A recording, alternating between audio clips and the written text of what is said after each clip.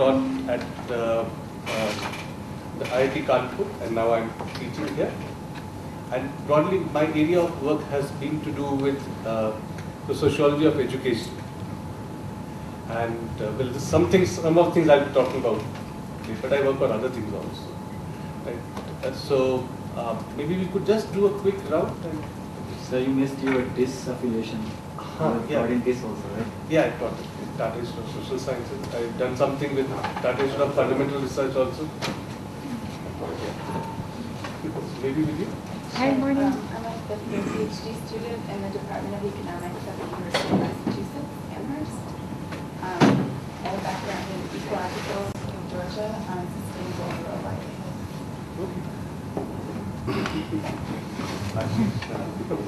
Yeah, I'm Ashish, and I have recently completed my PhD from an institution in India, and I have joined 1 month back here as a faculty member in Azim Premji University.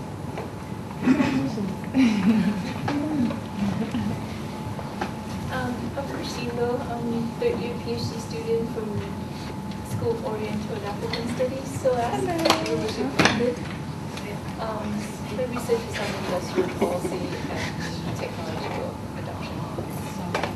My name is Tina Alpad. I'm a doctoral candidate in political economy at MIT, and I study transnational production regimes, particularly the electronics and automotive industry.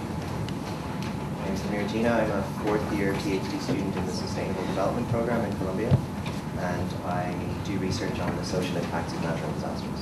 Social impact of? Natural disasters. Hi, I'm Prabhat. I'm third-year PhD student at Columbia. I work on environment and development. In environment, I work on pollution and development on welfare policy in India.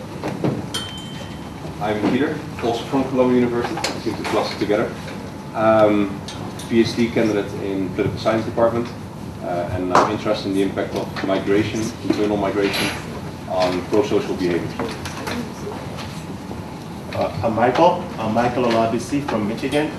I'm interested in trade and what separates innovators and imitators in exports. I'm Lara from the Paris School of Economics, and I'm working on different issues related to urbanization in Africa. I'm Kate Owens. I'm from the University of Michigan, and I work on housing and land markets in Africa. Can you repeat that? What do you work on exactly? What? What do you work on? I missed that. Housing and land markets in Africa, specifically Tanzania. I'm Ariel Schwartz. I'm a fourth-year public policy student at the University of Texas at Austin, and I study technology uptake in social organizations.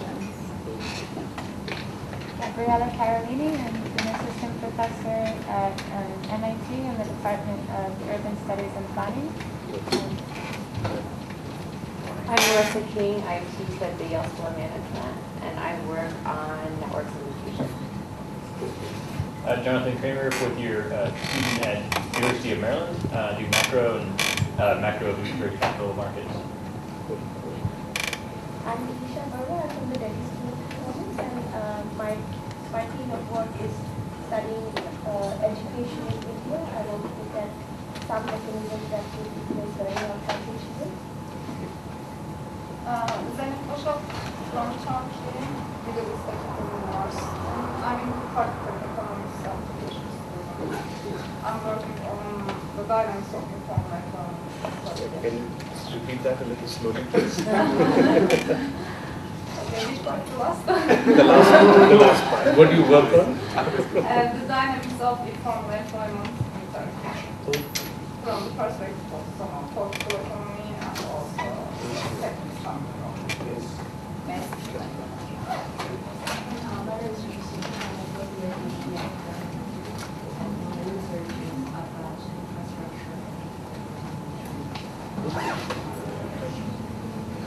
one of the first times I heard, I'm from northern India, one of the first times I heard people from southern India speak English on television. I couldn't figure out what language they're speaking. There's such a vast difference in the way we speak. So, well, I hope you're being able to follow the way I speak. I'm Walter Schmidt, Columbia Law School. I work in export restrictions. Hi. Sorry, I'm a morning, not much stress and okay. Welcome, important.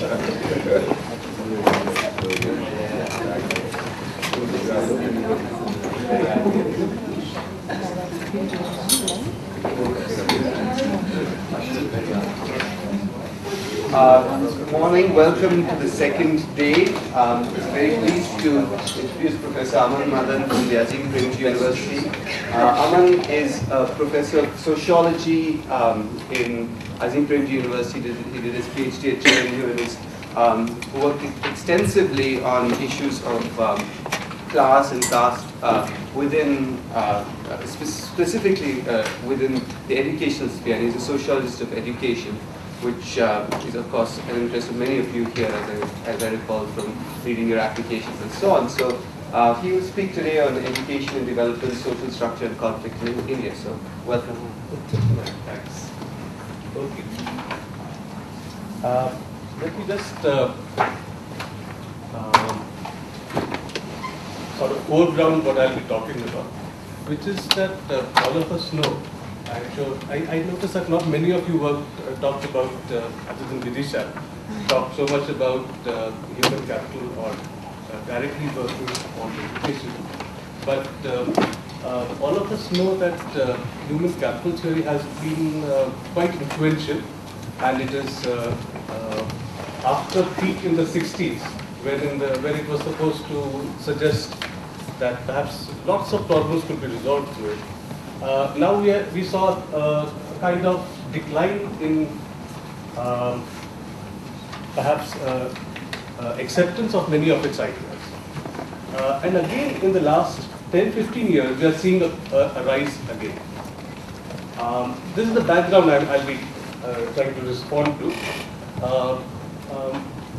The kind of things I would be talking about would be mostly from a sociology background. So I don't know much economics. I'm very interested, but my education has been very incomplete. So, but I'll be talking about how perhaps some things which some sociologists have been doing have something of interest to say over here. One of the contrasts I've been noticing, I'm sure many of you have been noticing, is in the way human capital used to be talked about in the 60s, at least the literature about it. And what is being talked about now is the purposes of it, where in the 60s it was being raised as a way of resolving problems of poverty, of a focus within a nation, of a way of helping nations grow. Now there is another kind of thread is very prominent. When I went to last time I went to the US, everybody said, "Oh, you're from Bangalore." This evil place called Bangalore, which is challenging us.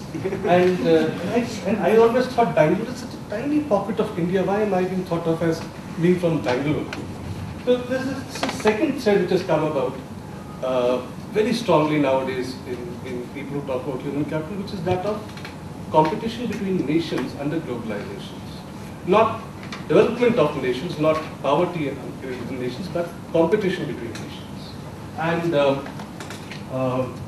I hope to say something about this transition also, hopefully. Most of my talk would be about the last bit. That if one is to see education as operating on a society through a framework which looks at structures in that society, and structures which have a lot of conflict built into that structure, then what does it mean for that society to have education? And what does it mean to, for example, to say, hope that through education we can get human capital and create wealth? Or what does it mean to say that through this we can have better competition and we can have a country do much better in a globalized economy? Let me begin by just giving one example of what one can talk about by talking of structure and conflict. This is just a starting point, which is if you look at formal and informal workers, the way economists talk about formal and informal workers, you'll notice the huge difference. This is in millions, 2004-2005 in India. The formal workers are, you can see, a very small number in this society.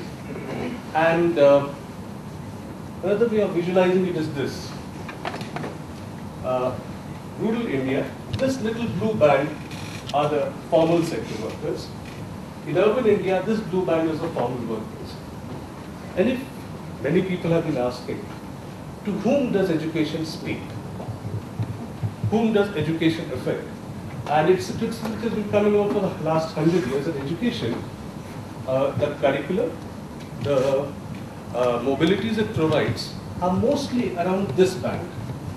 Let me qualify that. This kind of education. There can be other kinds of education, which is part of our question. This kind of an education is mostly dealing with this. It teaches, for example, arithmetic. It teaches a certain kind of science, school education. You can build the same thing to higher education also. It's most oriented towards the industries and the work forms coming up over here. It's mostly not oriented towards the rest, and especially over here. Now, yeah. Sorry, after yesterday, I'm sure everybody's thinking it now. How do you define informal? Okay, this is here. Just to give you a background, yesterday Ravi Kanbur said, if anyone speaks about informal or formal, ask what the definition is. Okay. Here, what I'm saying here, everybody was thinking. I have two kinds of meanings in mind over here. One is the way these figures were built. The figures were built by people who looked at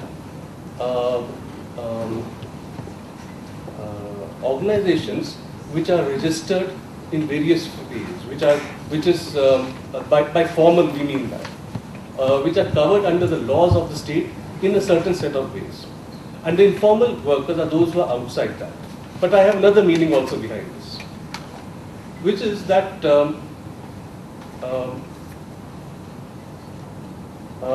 most of the high productivity forms of work in India are the ones which are coming up, which are informed by the knowledge systems which are associated with universities.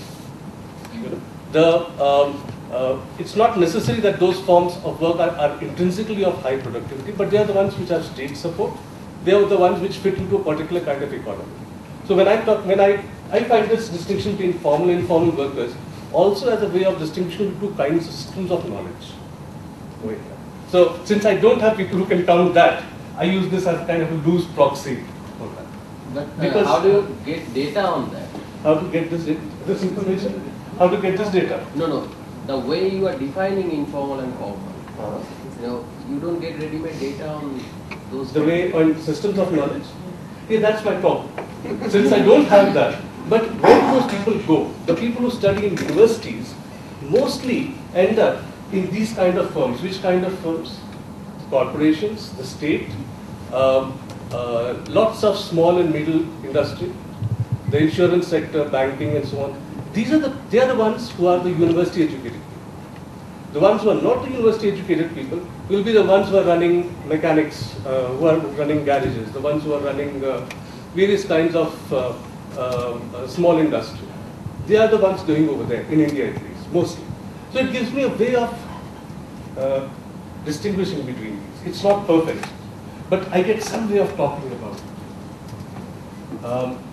That's a problem with numbers, it's not perfect. Okay, so, but the criticism being made of education, of our contemporary kind of education is, mostly it is dealing with this band, and mostly, this is what this group is complaining all the time, that what you teach me in school doesn't make any sense to me, or it doesn't help me at all. Because I may be a farmer, but I never read anything about farming at all, until I get into an agricultural university. And by that time, I've lost interest long time before that. And now, that's one way of thinking of structure. The implications of this for investing in education. Suppose I were to put everybody through college.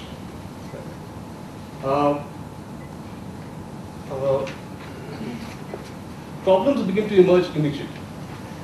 If I have, say, suppose this is the band which after, say, 50 years of Indian independence, after we assume the British went away, and most of our problems which they were creating went away, But after 50 years of independence, this is the only one which has high salaries. This is the only one which has security of tenure, which has got lots of benefits. Then, if I put all of this group through college, do they get jobs? I'll just show you some figures about the growth of jobs. But the problem becomes, unless jobs also grow, I end up with so many more educated unemployed. Now, people have used this as a basis of trying to imagine conflict in societies, trying to imagine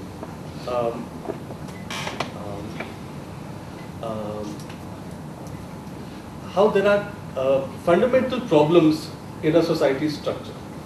And education can mean very different things for different groups. In this particular area, what education mostly means is not a way of mobility within itself, but a way of moving from here into the blue band, or from here into the, ideally into the blue band here. Mostly not there, mostly into the red band, and perhaps some of them into the blue band. How many of them are able to move into the blue band? A lot of factors come into play over there. So, and this is, I'm sure, nothing new to those who've been dealing about human capital. People have been arguing that human capital, whether a country's investment in education makes a difference or not, a lot of it depends on whether jobs are growing or not. But my point is that beginning to think of the structure of a society is crucial to understanding the impact of education.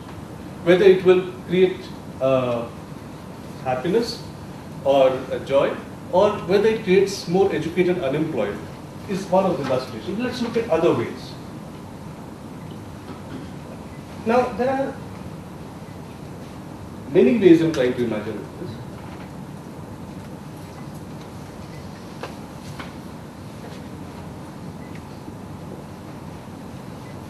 If one is trying to ask, how do societies, how can one see clusters within society of different kinds? Can one see clustering of interests? Can one see clustering of cultures? Can one see patterns in which, through which domination can be seen? There are several ways of looking at that. These are just some of the ways with which we can try to explore things. The notion of class has been okay. You can talk of class. You can talk of caste in India, caste, community. One talks of gender. A variety of ways of imagining this. Let's start with the example of class and ways of imagining this and what education does. As we know, there are a variety of ways of imagining class systems. There has been ways of looking at it in terms of simply clustering of occupations. There have been ways of looking at it through gradations of income.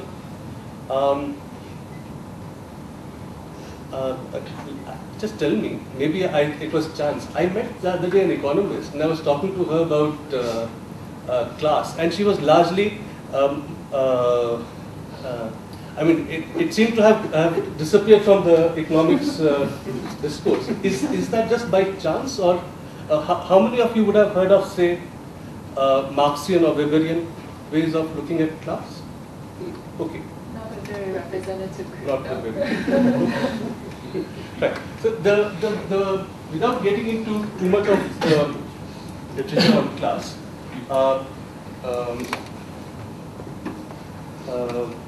it's very useful to imagine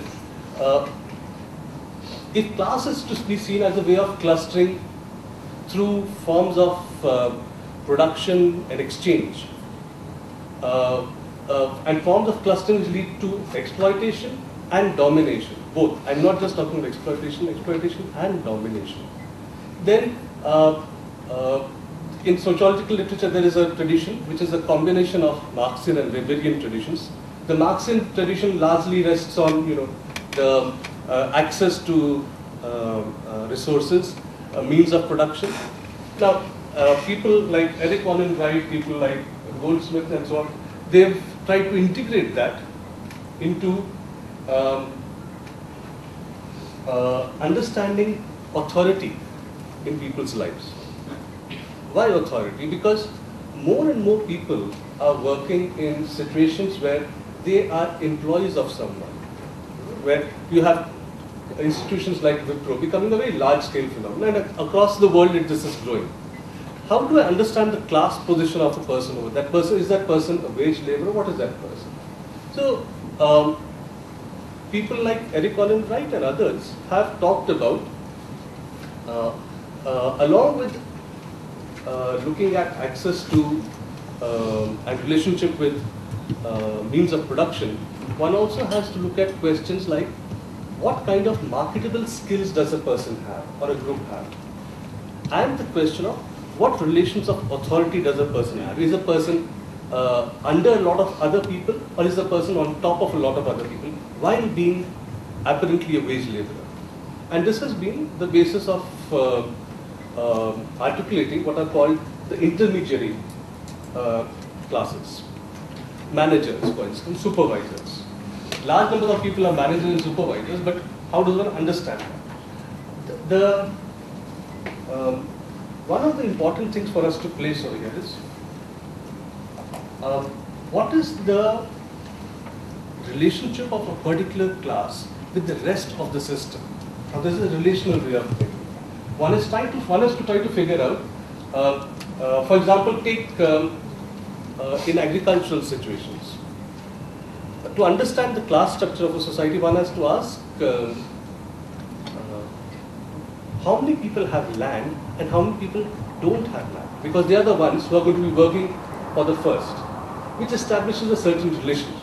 So if I am to just look at the class structure of an agricultural area, I have to ask how many people are agricultural laborers and whom do they work for. This is part of trying to understand the class structure of society. And what does education do over here?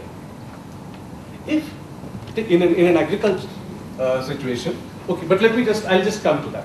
What I'm trying to establish is that it's very useful to think of class in relational terms by looking at ways which cluster both authority, marketable skills, and access to means of production. Of these, the ones which are most directly given by education are, well, guess what? Out of these three, which would be the ones which education gives? Marketable skills. Marketable skills. And therefore, it is education contributes, if you go back, just I'll tell you later, but if you go back to the, education contributes here much more than it contributes here, and certainly much more than it is contributing here. Because in a society where land is not something which you buy and sell every day, agricultural labor may be something which one buys and sells every day, but school isn't feeding into that. So education here, in this kind of class structure, is feeding largely into these bits, but a little bit more detail. Yeah. So are you describing education as basic education or higher education? Right now I'm trying to gloss over both. But yes, it will be quite different for both. And when one is talking of the most of Indian people, then one has to talk of basic education. The ones who are getting into higher education, a very tiny sliver. Of course, that has a very interesting, different kind of dynamics. But we'll come back to that later.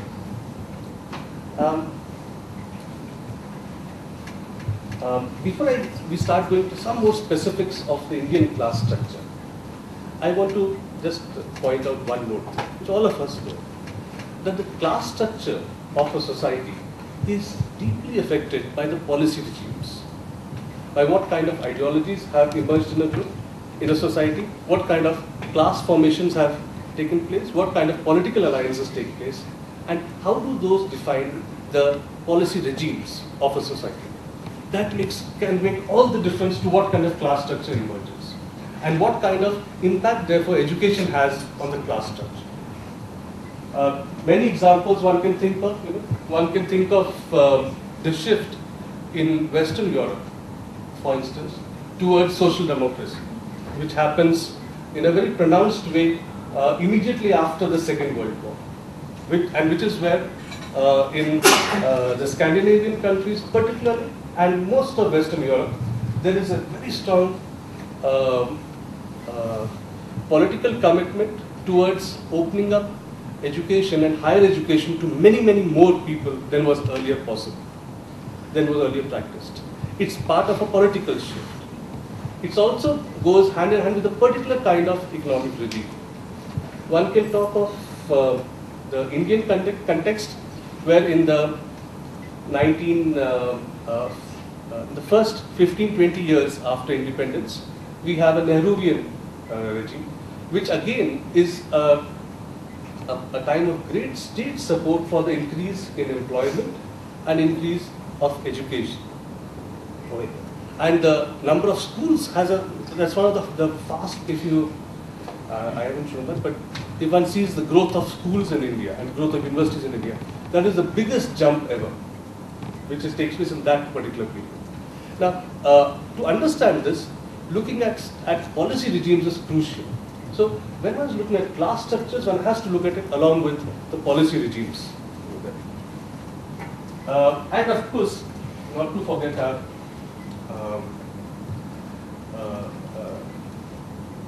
the contemporary pattern of what has sometimes been called neoliberalism. That's very another, like informal, a very uncomfortable word, what it means. Let me specify what I use it for. I use it for a pattern whereby big capital, big industry, big capital lobbies more and more for state support while using an ideology of freedom, choice, autonomy of the market and all that. While it's talking of all this, actually it's lobbying for more and more control of resources and more state support. This is what many people, including me, would call neoliberalism as a trend. So in India, when this arrives, people who have studied point out that the great opening up of the market which takes place is mostly at the top level. It's for big industry, not so much for small industry.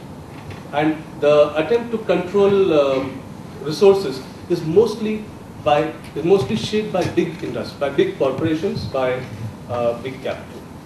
Now, this has also tremendous implications for the job market.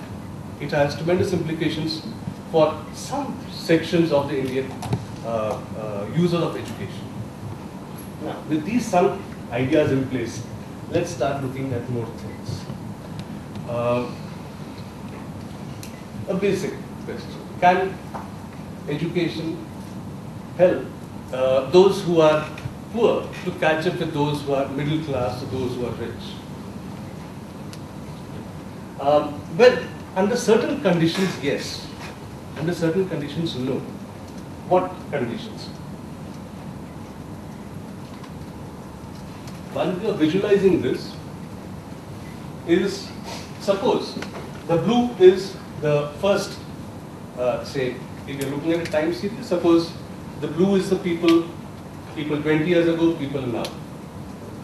20 years ago, say somebody was at, well, 20 is the number of, at a level called 20, whatever that is, of education. And somebody else was at 40. Now, both get provided an equal amount of education.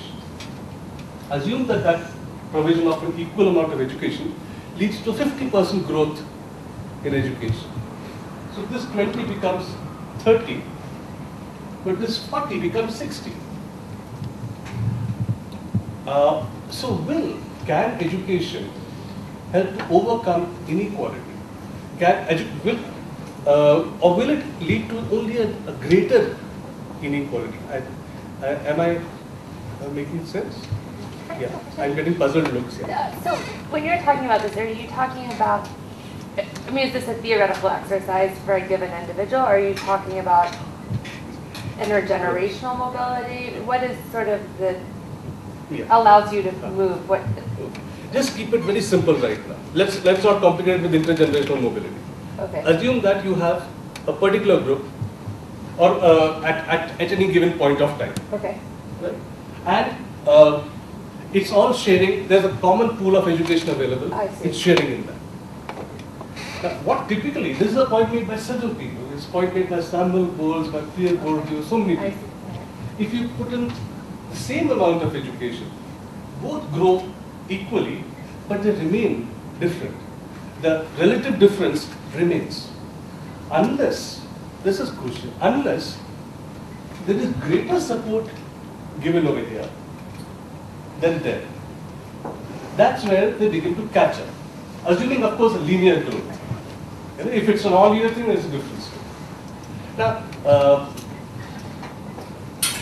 this is another very crucial factor to keep in mind when looking at state policies, when looking at what education can do to inequality in a country. Now, with this in mind also. Now let's start looking at, yeah. What I've been struggling to get my finger around what makes someone weaker or stronger. Is it ability, asset position, social context? The measure.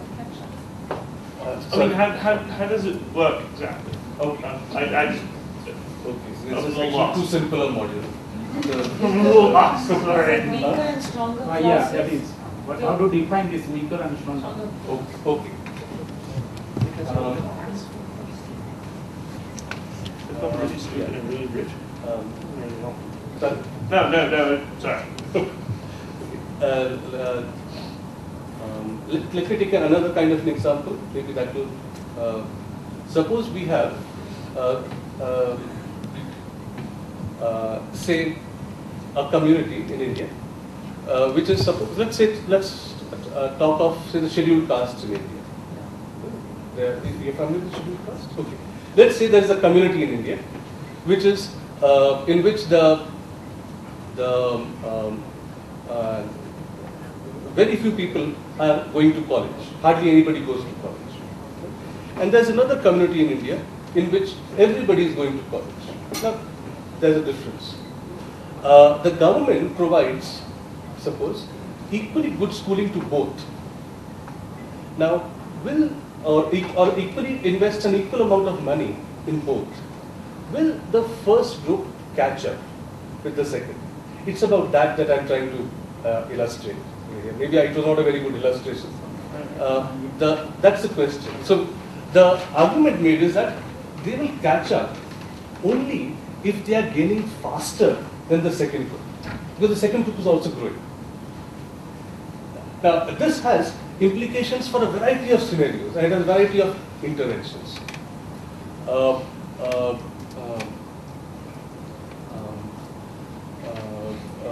What shapes their success is another story. What is one defining as educationally stronger? That becomes a much more complicated picture. But my point is simply that if you have two groups, one is doing better, the other is not doing better. For them to be able to catch up, the group lower has to grow faster. But how it is possible? Sorry? How it is possible? How is it possible? Huh? Suppose government is providing same aspect to both the groups. So how the growth rate of one group is more than the group of the other group? How can it be possible? Yeah. We have some examples in history of that happening. And I'll come back to that, but among the examples of that happening, typically are where the government is actually investing not equally, but more in the weaker. That is the point. Also, the nutrition also affects. I mean, the people living in that area.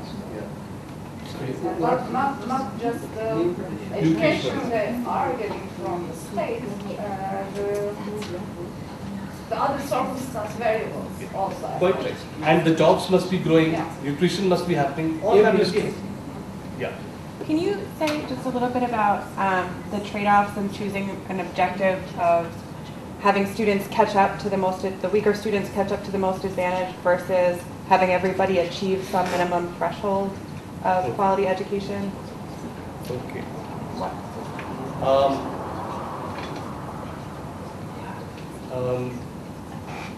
No, that's a complicated question. Sorry. That is the question of what do we generally think is a good thing for society. Yeah. Let's for the moment, it's a complicated thing, and we know that abilities are unevenly distributed in society, but our ability to detect that is highly distorted by social structures. So you may have ability actually, somebody has as much potential as somebody else, but may not be living in a place where schools are available. So ability gets highly distorted, potential gets highly distorted, its conversion to ability, depending on the social structure. So you're talking about catching up to equal opportunity, not necessarily to educational achievement. I am talking about, Maybe I'm actually not neither of those. I would like to talk about, I would like to talk about their ability to achieve whatever they want to do, well-being. Okay. And these as processes towards that. Yes. So quick question, I don't know this literature at all, and I'm curious what the relationships are. So in this case, the relative difference between two stays the same. But this is based on a very strong assumption, assuming some linear relationship. That, but I would assume that, for example, if I'm finished with my PhD, an extra year of schooling is really not adding that much to me. Or the marginal utility of somebody who has... I couldn't catch it. So if somebody has an enormous amount of education, an extra year of education is probably going to do very little. Well, if you have very little education, then one extra year of education is much more useful. So is in the literature and empirical evidence, does that show that there's indeed this linear relationship, which I wouldn't expect? It's the literature on measuring the consequences of education is a psychological minefield, as you can imagine, because of these things. There are all kinds of non-linearities over there. And that is something that is still one of the frontier areas in the measurement of the returns to education in the economic sense, or the question of what does education contribute to well-being, what does education contribute to happiness. It's a thing. My point is, I'm the wrong person to, I want to help you out very much in measuring that. My point is something else. My point is that when one is trying to understand, I think mine is a humbler point, is that when one is trying to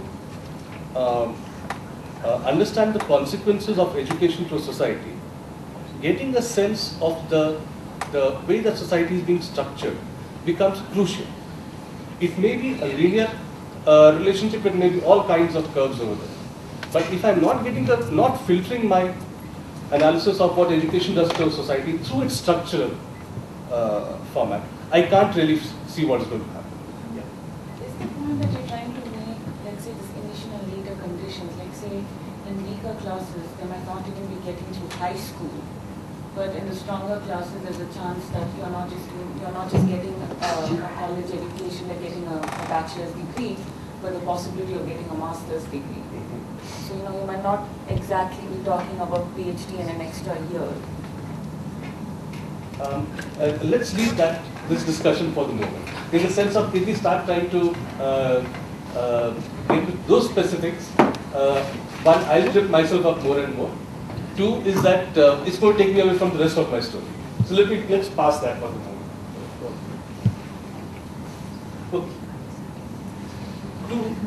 Just to get some more examples, we get to talk of just one example of how somebody has tried to look at classes in India and their relative strengths. This is a paper by, I don't know if Vamshi is coming in for this. Yes. Yes. Right. So you can say hi to him. Can you read it? It's Vamshi Vakula Bharana. Let me just show you something from a paper of his.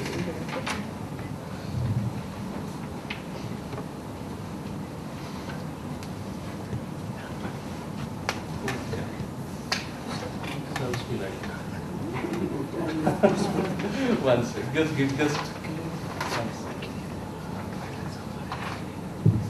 me a second.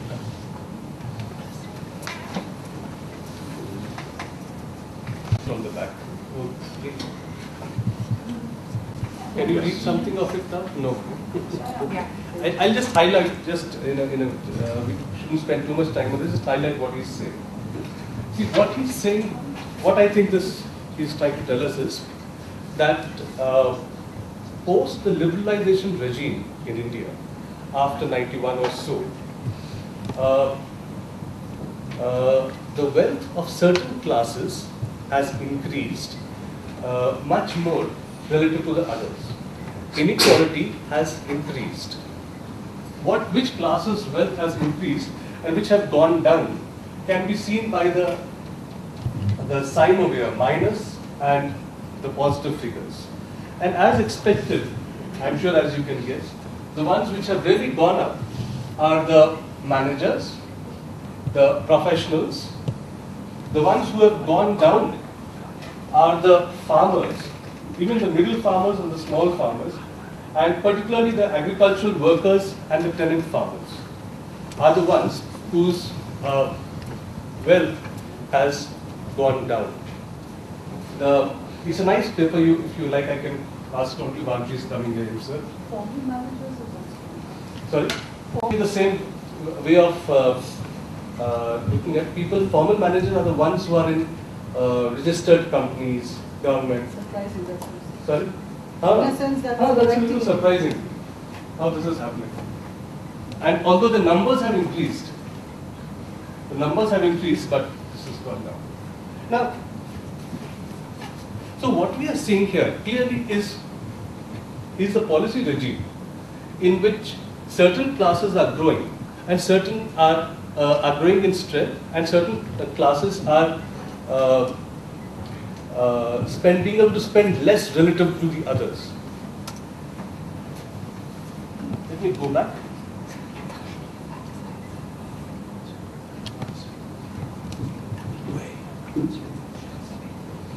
NSS, from NSS. This is a comparison of 93-94 and 2004-2005. And this is exhaustive prices or something. Yeah, the price. that's right. That's right. And this is population ratio. This is the ratio of the mean to the average of the MPC. This is that ratio. So ratio block is the difference between this Ratio is the difference between 93-94 and 2004-2005. But let me get back to some other ways of looking at this. Now, this is from NSS 2007-2008. This was a survey in which focused on education. Actually, there was a question. There was a schedule in this which focused on education. Who is getting into higher education? This is a rough clustering of classes over there. It's not perfect, but still the trend is very clear. Again, agricultural and fishery workers. Blue is, let me just the colors. Blue is not literate. Red is graduate. Yellow is postgraduate. I'm looking mainly at graduates and postgraduates, and because that's one big cut of inequality. If you look at the NCO 2004 categories, which broadly under which proprietors, managers, professionals, politicians, lots of senior state people come. Interestingly, the number of illiterates there is still pretty high, but the college goers are the highest in this.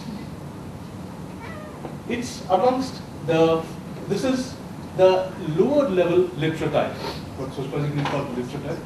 The lower level literati, the clerks of various orders, amongst whom, as a proportion, the number of degree holders is almost as much as the illiterate. But if you go upwards, it's amongst agriculture and fishery workers, who are a very large chunk of the population. I'll just come to that. That is the lowest. And the dimensions of this, I'll just give you a sense. Oh, sorry. Yeah. So, this is a chart which represents their proportion within the entire population. So So this is giving you a sense of the total part of Indian population and the numbers of the people over there who have degrees. It's a tiny, very tiny sliver. This is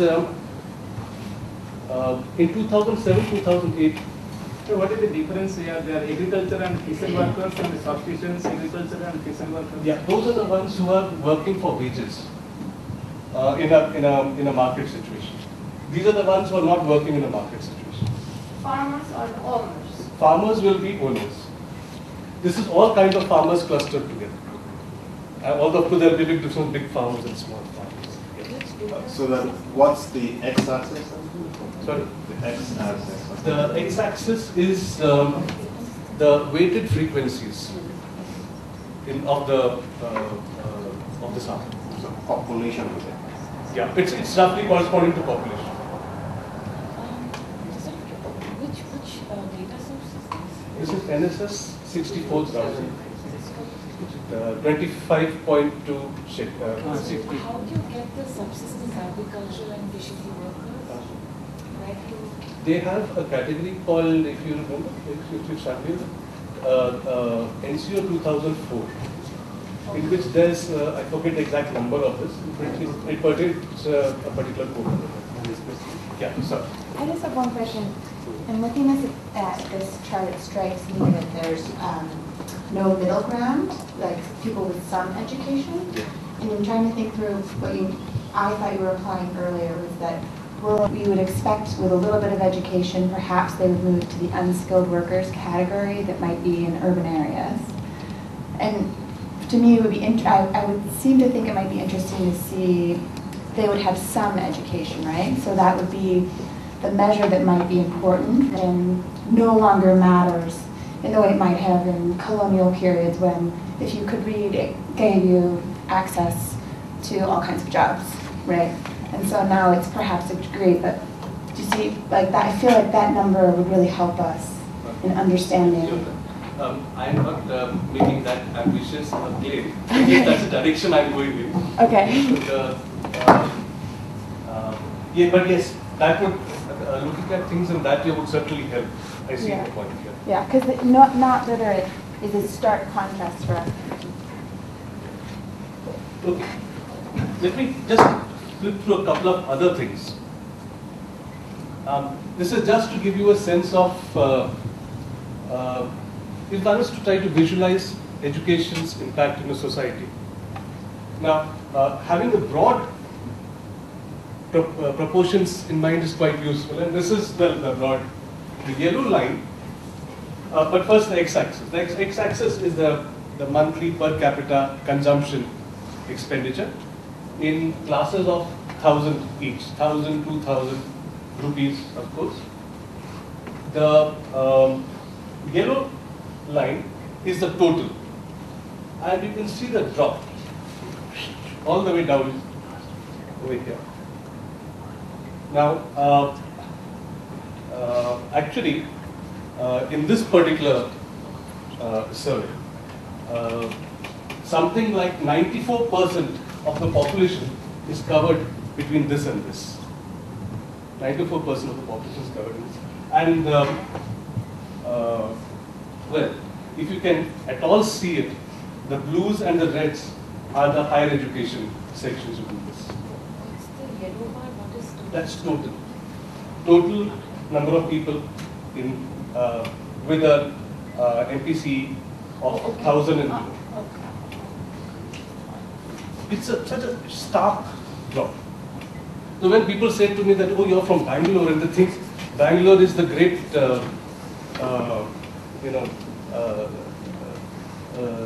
center of IT. When I think of this, what's Bangalore in India?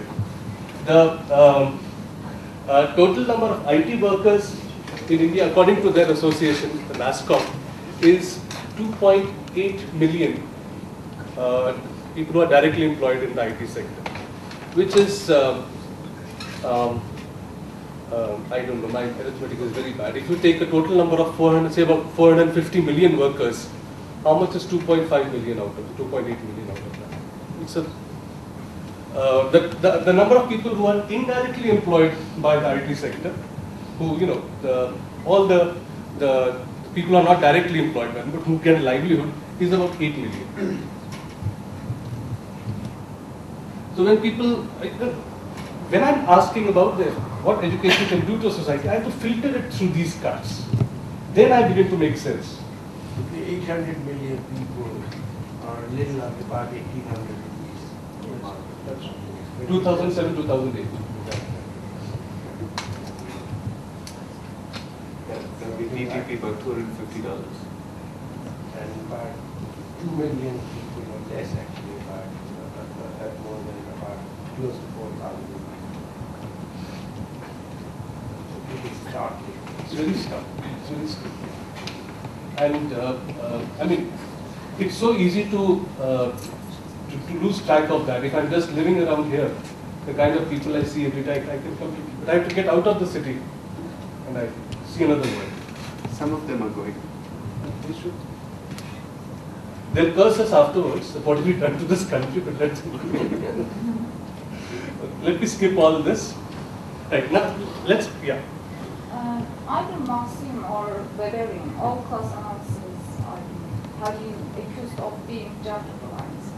Also, again, their field. Yes. That's right. That's right. That's right. I just come to gender picture shortly. This is the dilemma of intersectionality, you know?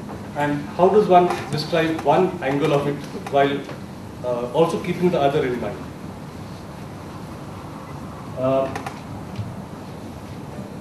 Just to reiterate a point that I made earlier, that in any society everywhere, if classes are only to be self-serving, they will always pull in their direction alone.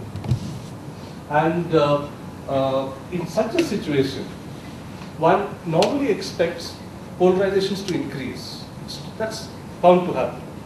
It's only when one has mediating institutions, mediating ideologies, people beginning to form various kinds of alliances, that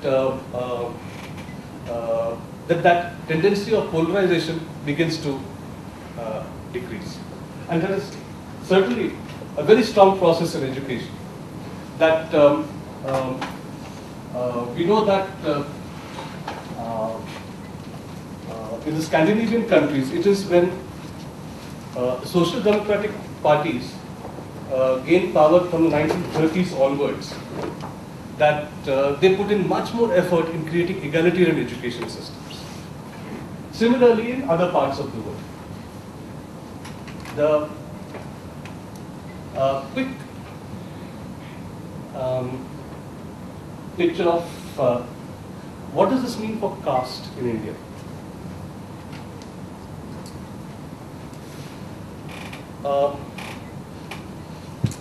Caste, as well as various other kinds of membership of communities, one of the mechanisms through which they have an impact is how they shape social networks. And social networks have an enormous impact on the kind of resources a child can bring to bear, the kind of support they get, the kind of models they see around themselves. Whether or not it operates in a very strongly hierarchical manner or not, but it has a tremendous impact. And here we see there is a huge debate on caste in India, whether it is actually a form of class or whether it is a kind of an identity primarily, how it operates. Does the hierarchical component of it still exist, or as people like Dipankar Gupta argue, the hierarchical component has disappeared and it primarily operates as clusters of social networks, not as a hierarchy, not as an integrated hierarchy any longer. But does it have an impact? Definitely it does, and it's very clearly it does. If we see the number of graduates, and this is percentage of graduates, yeah. Can you just say something quickly about the correlation between caste and class? You mentioned that, talking about the social network component, but what's the correlation between caste and class? In terms of if you know, in terms of assets and also in terms of income. Sorry, you want to say something? I was just going to say, I think it's more or less a positive correlation. But how strong? It's pretty. What are you talking about? Correlation. If you look at the proportion of these groups of various monthly per capita expenditure classes, you'd see that the others category are largely concentrated in the upper expenditure deciles. But it's not as if they're not located in the lower expenditure deciles. And then when you look at the lower expenditure deciles, you see the STs and the SCs more or less dominated there. So that's the kind of relationship. There is a good deal of correlation. I can't offhand tell you the figure, but it's not a direct overlap. There is a part of the problem is that these categories are are not very well defined. Like for example, within the STs, you will have groups with very low incomes as well as with pretty high incomes. That's because the definition is not a very rigorous one. But I have not been able to find. So actually, when one starts correlating, the correlations are not very encouraging. But there is some correlation, but it's not a very high correlation. But partly, I think that is because of the ambiguities in the way these categories are defined. I have not been able to find studies which go into specific jatis. Jati is a more rigorous term, and income and occupations. I hope that if one is to look into that, I hope not, but scientifically one hopes that one will find a much stronger correlation. Now the crucial thing in this is, these are groups formed by birth. Membership is formed by birth. So one of the ideals of education is that I am not tied down to my community of birth. My opportunities, my growth is not tied down to that. But jatis, castes, our membership is by birth. And if you see, for instance, these are percentages. The percent of graduates in the others is upper castes and the scheduled tribes. For upper castes also it's not so great. This is nearly 7%, less than 7%. But this is 1%. As a percentage of the population, it's a 7 times difference. So clearly there is a very strong, there are similarly, if we have time later we can get into how religious communities also, there's a very strong pattern over there. And state, yeah. So this population proportion, you have included everybody from say 1 month child to... This is not a GER. It's because if you include 15 years, of course they will not be able to complete graduate in those years. So that's why the proportion that less than 7% is really very low. That's it. It is quite. If we do that, it will be a higher. Yeah, if we take more than 21 years or something, only that population, then it will be higher. That's right. Bias will be same for all. The difference will be numbers. Would it be possible that this would be explained by an average amount of graduates, but the amount of people in each group varies? So for example, the others group nominally is very small, and that's why the like say everybody gets an or like half of people gets an education. But if you make one group smaller, the percentage in that group spikes up. Yes, there are heterogeneities within it. Definitely there are heterogeneities within it. Oh, okay.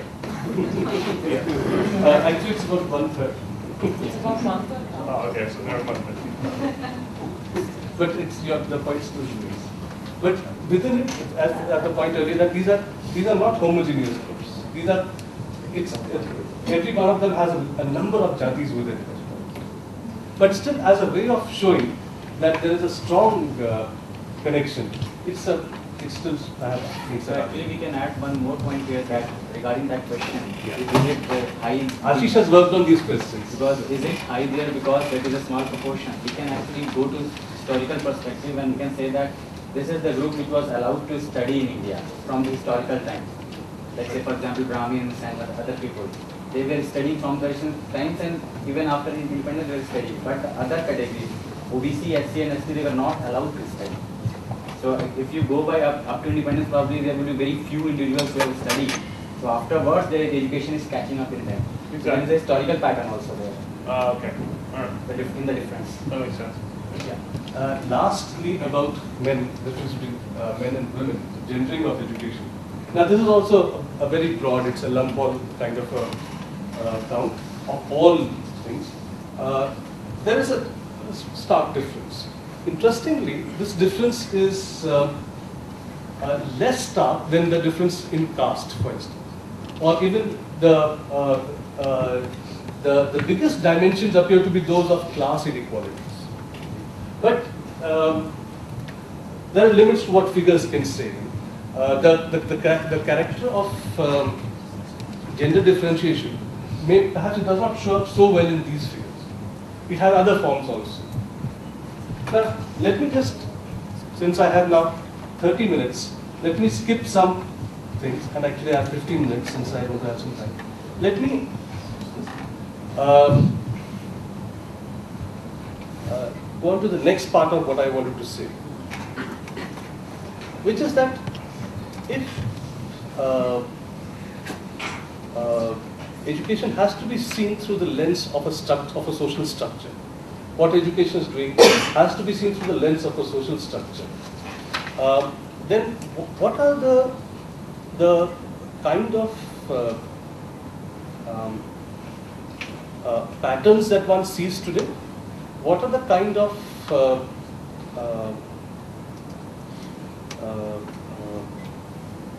broader trend, and what are the directions, what are the challenges really over here? Now, if one is to ask, one of the nice hobbies of sociologists has been to try to read cultural patterns. We may or may not be very successful, but since nobody can really count them very well, we get away with it. But education in India has multiple levels. There are highly dysfunctional schools, there are elite schools. If one is to ask, what is shaping the larger meaning of education and what are the challenges here? One clear trend has been the effect of the policy changes in the country, which have led to the post so-called liberalization changes, which have led to a shift in the aspirations of the middle ranking classes. Now, where students have some hope of some mobility through those schools or through those universities. Now, what is the meaning of education over there? One can argue there's a very strong neoliberal undercurrent over there, which is that what are the purposes of schooling? One can argue, and there's huge literature on this. What is the purpose of an education? Is the purpose of an education to give dignity? Is it to give freedom? Is it to give wealth, well-being? The dominant meanings, it is possible to argue, of elite education is to create highly skilled labor with marketable skills for the new kinds of work which are coming up in this country, and with certain cultural implications. One is to learn. It's a very highly competitive world. The way to do well in it, of course, is don't question things too much. Students who question things too much, students who quarrel with the teachers, students who ask, why should I study this? They don't do very well in studies. And they are the ones who are knocked out after this, because the window of opportunity is small. They are the ones who get knocked out. Because there's a very strong meaning that you have, the undercurrent of the meaning of education, which is learn to accept power, learn to live with power, learn how to survive in this, which makes, of course, these students very good employees. Their ability to perform at very high levels without asking what is the larger meaning of what I am doing, without questioning power too much. Amman, this kind of analysis comes from ethnographic studies, or where does this? This is ethnographic. Okay, okay. This is ethnographic, and it's studies to a small extent studies in India, but in India there are just 4 or 5 published ethnographies of schooling. But several of these are from ethnographies in the West also. So these are based on ethnographic studies of actual pedagogies, curriculum. Yeah.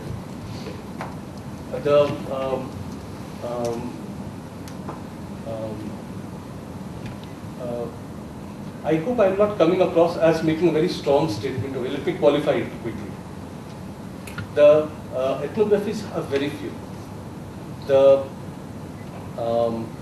schooling itself is very diverse. You will have alternative schools, you will have conventional schools, you have all kinds of schools. Still, if one is to ask at a very generalized level, what are the messages of elite level? I think most people would agree with this. This is something which I've tried out with a lot of students also, and many teachers would agree with this.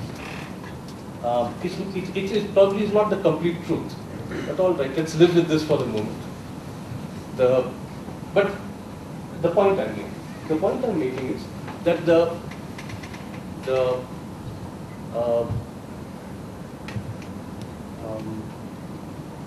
in sociology of education, there's been a pattern in the philosophy of education also of asking what are the educational aims of an era. And people have asked about what could have been the educational aims of the Victorian age. People have asked what could have been the educational aims of a feudal society. What could be the educational aims of a neoliberal society, of a neoliberal era. These are pretty close to that. That systematically, disciplines which provide critical knowledges, what are sometimes called critical knowledges, are the ones which students are scared to get into because they don't give jobs. Apparently, they don't give jobs. Who will study sociology? It doesn't give jobs. Who will study feminism? It doesn't give jobs. Who will study these disciplines? Best is to study the ones which are the safer ones. People have been pointing out that this is a process accentuating with how people are perceiving the job market. Now, yeah. It just seems, sorry to jump in, but it seems that, at least the way that I understood it, people now in India are doing many more of the kinds of things that you say now than they did in the past, where it was only engineering and being doctors. So it seems that maybe it's not true, but that's my small ethnography. If you see the across India, political science and social sciences departments are shutting down. The economics thrives, but a certain kind of economics thrives, not the broader kind of economics. But literature is being closed down, and instead of literature, communicative English is being taught. Actually, I can supplement his point because there is a study by Thurai Swami, I suppose, based on 93 data and 99 NSS, and where it shows that the returns to technical education is much higher than this thing. And even in 2004-05 ISDS data, the returns to technical education is higher than other kind of education. At the same time, as the middle class, I would agree with this. So it's a complicated story. As the middle classes grow in numbers and confidence, the alternative occupations are also emerging, and especially in some cities like Bangalore. But if you go to a city like, to many other places, you go to Hosur, there the middle class child who says, I want to do music, will get a strong rap on his knuckles. But in Bangalore it is possible. Now, with this is happening also, when one reviews school curricula, one of the striking things which are absent is a strong critique of power structures. The caste structure is largely denied. I mean, it's not talked about. Patriarchy is not talked about. The character of the economy or political inequality, political structures, they are not talked about. This is on the basis of my own reviews of social science curricula in schools over the last 20 years. We have something called civics, now it's been changed to in some pockets, been changed to something called political education. The primary emphasis over there is teaching the rules and regulations of the government. But that's a long story. And let me not get started on that yet. So this last bit is very India specific, I take it, and not based on the studies that include Western educational things. I really can't relate to the last bit if it pertains to the West. No, it may not be true. It's a different political history over it. A different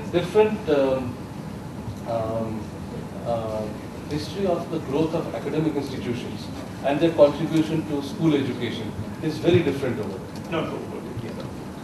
So I just wanted to make sure that you were speaking back. Yeah. Mine is largely the same.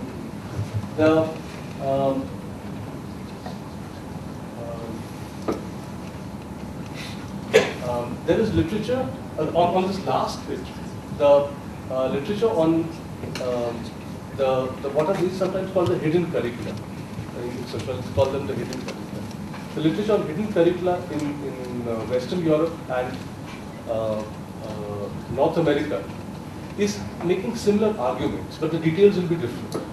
And this is especially happening, people are pointing to, for instance, in the US, there is this very interesting argument made of the rise of the parentocracy, where parents, middle-class parents, were increasingly insecure about what is going to happen to the children. So compare it with the boom years of the 60s and 70s, and now there's far more insecurity amongst parents about what the children, and far more therefore efforts going on. The kind of pattern which one hears, for example, an illustration, it's true that Brahmin middle class, lower middle class parents of Madras, I've known them to take a spoon, heat it on a candle, and touch it to the hand of a child if he or she is not studying well enough. It is the fear of a class. It's a particular context. It's the fear of a class. What will happen to you if you don't study and do well in school? It's connected up with the insecurity of wage labor. Connected up with the kind of market scenario happening over there. It's connecting with that. In societies, and the very interesting work on the, not contemporary, but 20 years ago US, I'm spending too much time on this, 20 years ago US and today. But let me, very interesting work. But these patterns you will not find in the US. Perhaps because of the strength of the feminist movement. I don't know about how strong the discussions of race are in US curriculum. So I'll be very quick. Yeah. So the previous slides that we've seen, the figure on caste and the figure on the gender difference and all that, it all had graduates, postgraduate, and then kind of all the rest. Yeah. But I would say that these things, and for example, the importance of social mobility and what you learn for social mobility, would probably kick in at primary school, secondary school, or college. Is there a reason why they were not in the figures? Is in India different? Do those things in education? That was the number of slides I just, that's okay. That was not. But yes, those figures and to couple that up with a slightly more difficult thing to get, what kind of schools are they going to? That's a very tricky thing to get. Because that there's a lot of heterogeneity. It's not like the American situation. In India, we have a very sharp fall in quality of schooling from the top downwards. Let me just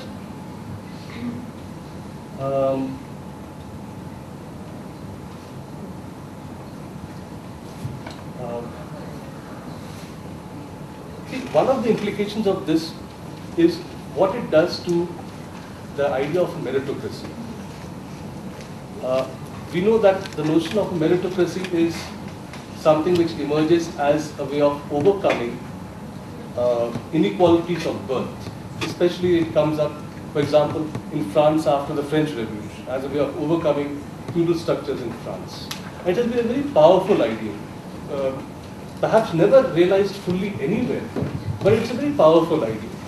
The problem in this notion, and it's an emotive notion.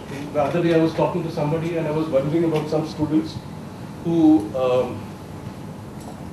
are just barely likely to scrape through the at all pass an MA program. Maybe they'll pass, I'm not sure they'll pass. And I was wondering, what is going to happen to them? And this person, the lady I was talking to, her immediate automatic response was, why worry? If they are good, you need to worry about them. If they can't pass, why would you even worry about them? The meritocracy forms a moral structure also for us. As who are the people who are worth taking seriously, who are not worth taking seriously. And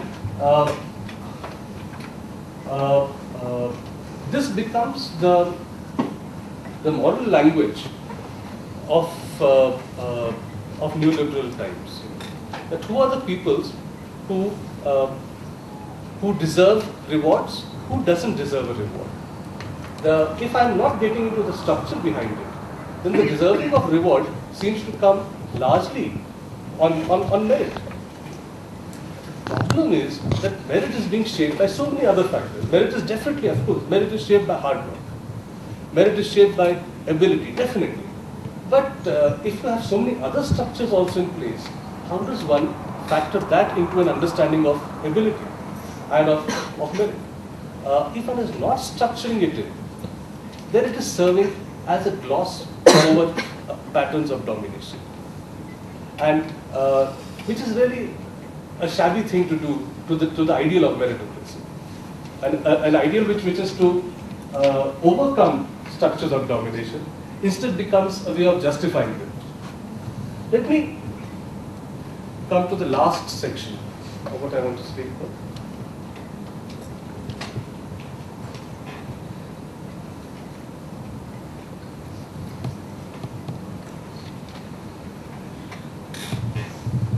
If then one is to ask, what can education do for development? How does one begin to imagine? And I'm using the word imagining again and again, but it is a question of imagination also. It's a question of what are the processes one can imagine, what are the limits one can imagine. In which, take an example which I don't fully agree with, but it's a good example to work through because it has many lessons to draw from, which is the Gandhian example of Nai Talim, which I don't think most of you will have heard of, but okay. In India also, most Indians also have not really heard of it, except vaguely that's something you would have heard of it. But it's very interesting if one looks at its politics, if one looks at the hidden narratives within it, it's a very interesting pattern. It is a response to another kind of globalization. It was a response to colonialism. It was arguing that instead of growth, see what I think is worth drawing from it. One is to of course look at the specifics he's saying, but what are what is the way in which the thinking is taking place? That is the crucial thing. Much of what he says between you and me, well, we don't need to take it very seriously. But it is the way of thinking which I'm interested in.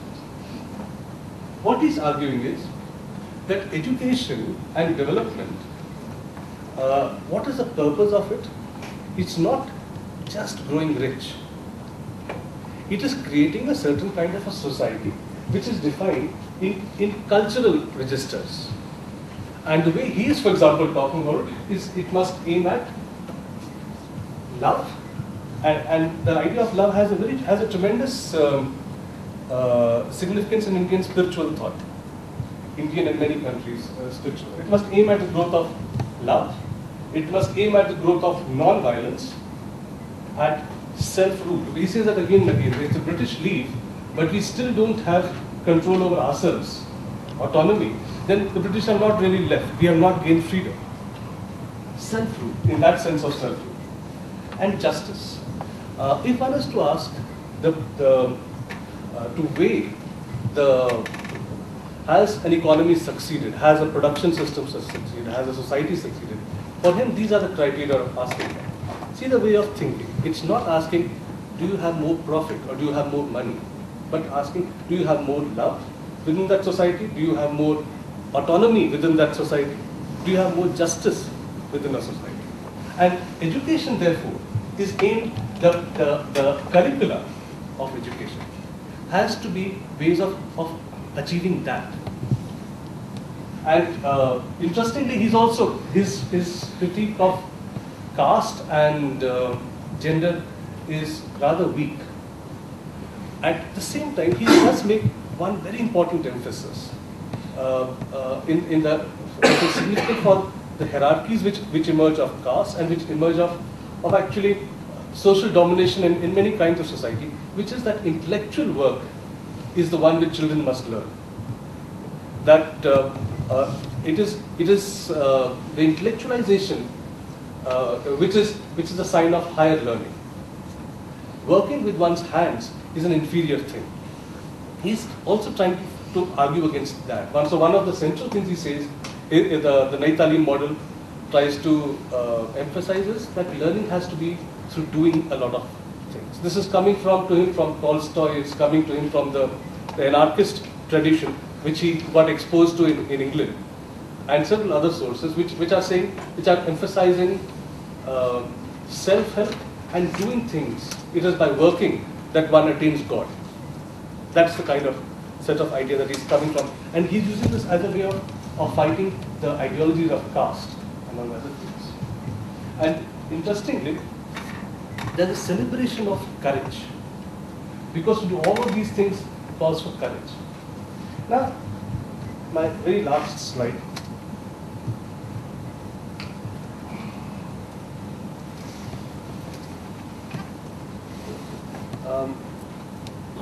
While one would perhaps not agree with Gandhi on many things,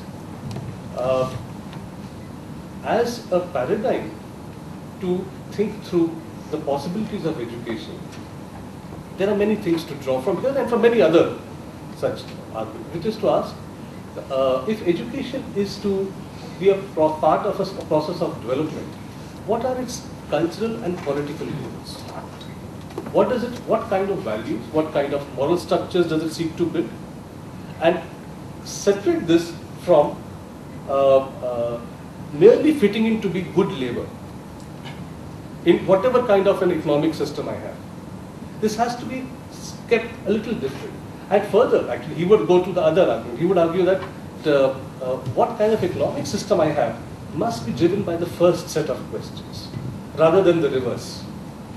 So how do you define your culture? Culture would be, culture is, how most socialists would define culture, is not necessarily high culture, is systems of meanings, beliefs, practices. In this there are certain two key words which emerge. And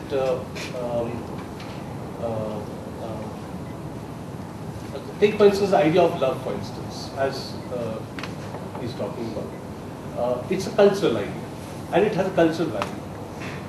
It's from there he's arguing that that has to be a system. One may or may not agree with his notion of love, but it's that. So that one is to ask: is the production system increasing love in society or not? Okay, that's the last point. Yeah. Just last one of the sentences that.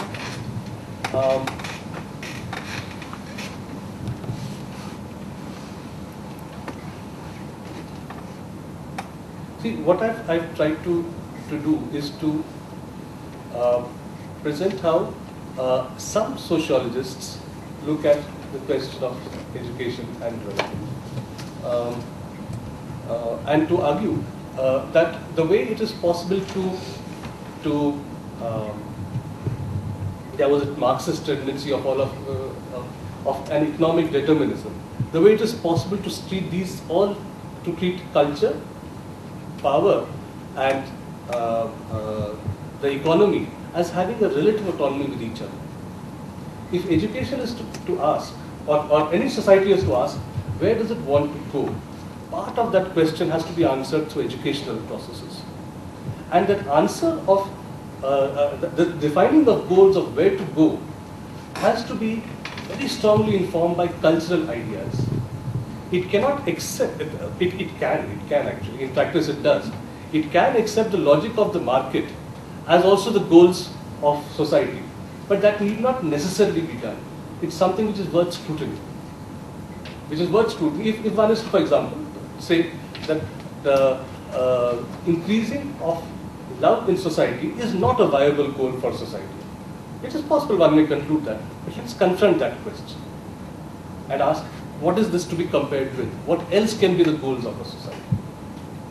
It is this kind of a scrutiny which is worth undertaking. Yeah, okay. That's the end of what I have to say right now.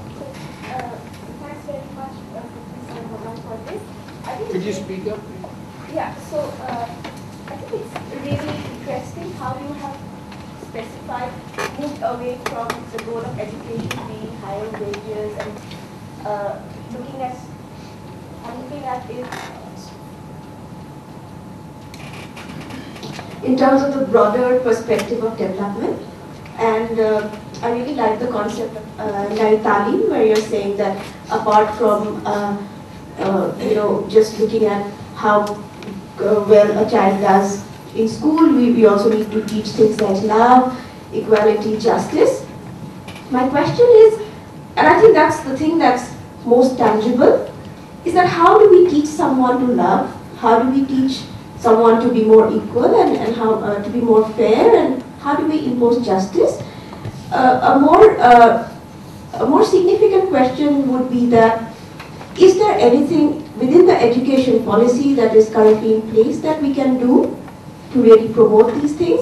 Like, so in terms of justice, one thing that immediately comes to my mind is the banning of corporal punishments in schools. So that could be one way in which you are the entire domination thing aspect is taken away from education, and maybe children are encouraged to question more. The other thing could be curriculum.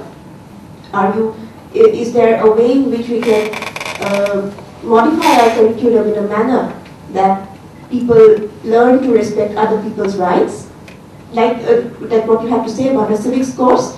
So maybe some kind of a few examples, a couple of case studies might be helpful in making these things more understandable to us.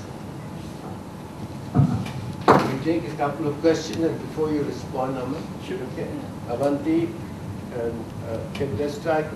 Okay, can you keep questions brief, please, because we're running out of time. Avanti. Okay, I think part of my question has already been raised by Vitisha about how to make more concrete pedagogical practices as well as curricula. But I think definitely a questioning of hierarchies as well, not just based on class, but those on caste and gender as well would be important. The other points that I had were not so much as questions as by way of comments.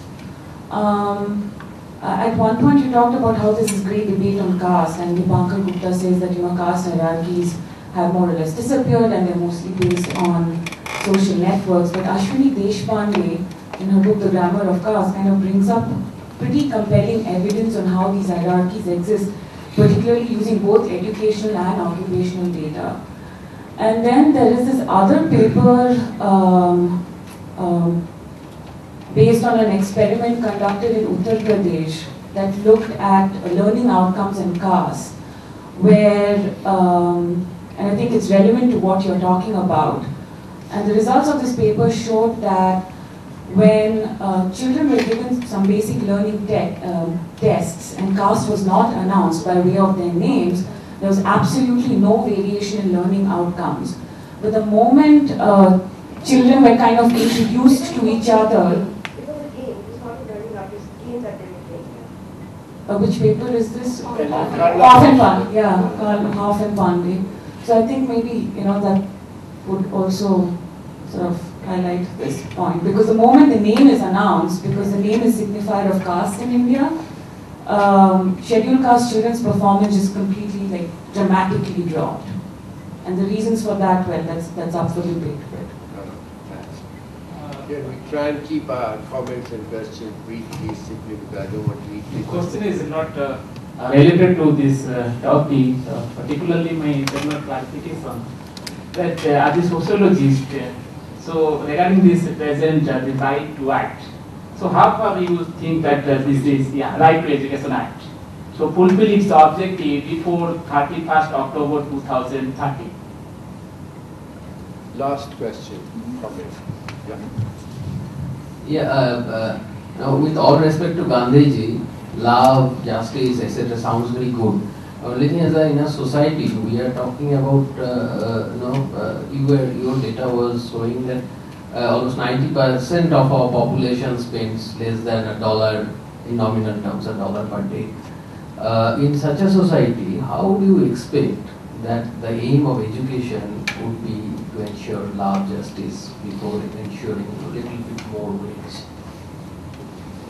Before ensuring examples of curricula and ways of teaching.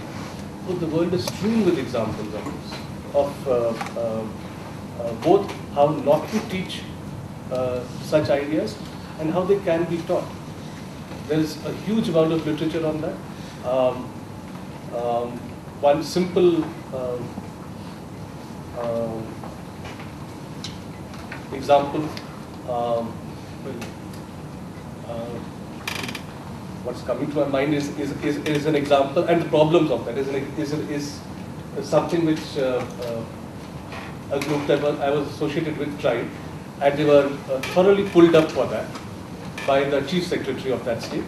They were trying to teach democratic values, and they were trying to teach the practice of democracy through exemplifying how a local community, when it is not getting water, a water connection and a water pipes being laid, typically the local elected member has eaten up some of the money, things are not getting done.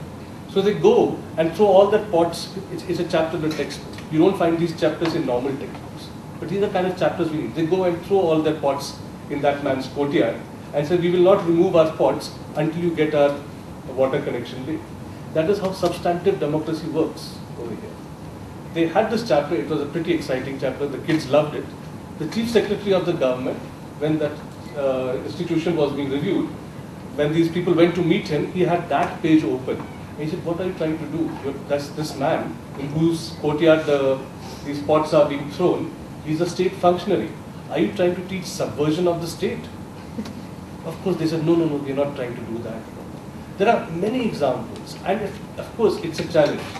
But there are creative challenges. As a suggestion for many more examples, you could compare the current NCERT social science textbooks of middle and high school, and especially take, for example, the class 9th textbook on political science, and compare it with the conventional textbooks. And you'll find a variety of very exciting things over there. There are many possibilities. Like all pedagogy, there's no thumb rule. You have to try it. Some students it works with, some students it doesn't work with. One has to try a variety of things. But there's a lot of space worth exploring. The hierarchies, I was talking more it's a very difficult matter. How much has it gone? And the counter has been abused a lot for this argument. What I think he was talking of, and when one talks of hierarchy, one talks of a literature which is associated with the work of Louis Dumas, which is that caste is an integrated system of an integrated primarily cultural system of ranking groups. Dipankar is arguing, and M.N. Srinivas is arguing, and many others are arguing, that this has not gone completely, but it is seeing a very significant shift into a system where groups are operating as semi-autonomous, not so much integrated, but as semi-autonomous things. And yet, now this is the interesting thing, and yet they still show many of the patterns of inequality of outcomes. We have lots of material on inequality of outcomes. I have a study of an Adivasi belt, where there also, in an Adivasi belt also, there's a very strong differences of outcomes. What is shaping that? people are arguing that it may or may not be integrated as a hierarchy, which is why, if you remember, I don't know if you noticed that, I was pointing out it is membership of networks, which has a lot of impact, even if it is not hierarchical. It still has an enormous impact on shaping learning processes. There are still, of course, large ideologies present, and teachers especially have, upper caste students, teachers have lots of ideologies which they bring to bear. That continues to be present. But even if one were to discard that entirely, and a lot of studies of this in Western Europe also, what networks one is part of makes enormous difference. So where one is born, the hierarchy may go, but until caste endogamy breaks down, the patterns are probably likely to continue. The last thing is, last 2 points. Right to education, how does one see the right to education? There are a lot of problems in it, there will be a lot of problems, but when one sees it historically, how countries which have established functioning educational systems, how countries which have established education systems which are egalitarian have gone through a complicated process of setting up legislations. In England, they set up a legislation of everybody has to go to school around the 1880s, 1870s, 1880s. For them to get people to actually go to school took them 20 years after that. These are steps in that. I don't know whether we will attain the immediate thing, but if I look at from a historical perspective, we are slowly building those legislative steps towards that. It will take more time. It will take, my guess is 20 to 50 years, minimum. Do we need to give better wages before more love? Well, I think both can go hand in hand. Thank you very much.